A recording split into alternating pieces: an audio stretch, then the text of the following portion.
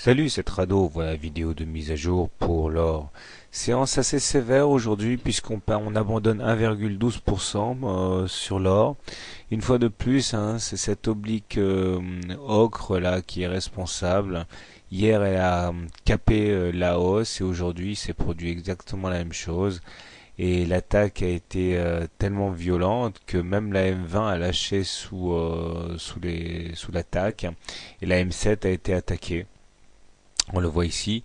Alors cette M7 en clôture est en train de tenir, elle retient la baisse des cours, mais par contre la M20 elle a succombé.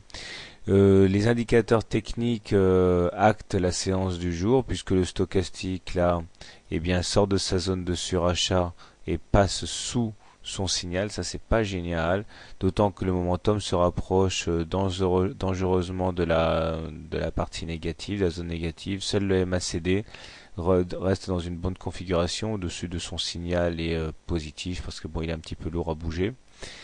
Si on ne corrige pas très très vite cette baisse, eh bien il faudra attendre les cours sur la Bollinger inférieure et même avant sur l'oblique noire. Bon, rien n'est perdu, hein. Il est assez fréquent d'avoir des atermoiements, hein, des oscillations avant de s'attaquer sérieusement à une résistance de taille. C'est un peu ce qui se passe actuellement.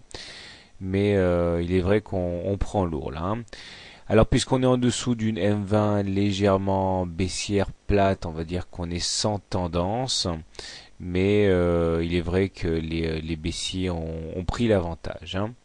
Donc bon, on acte, et puis peut-être qu'il fallait donner plus d'importance il y a 2 3 jours, hein, avec la succession des deux chandeliers en doji là, hein, qui montraient quand même l'indétermination.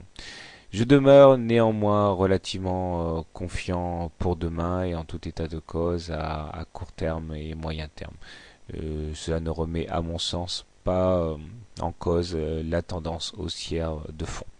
Bonne soirée, bon trade, à demain.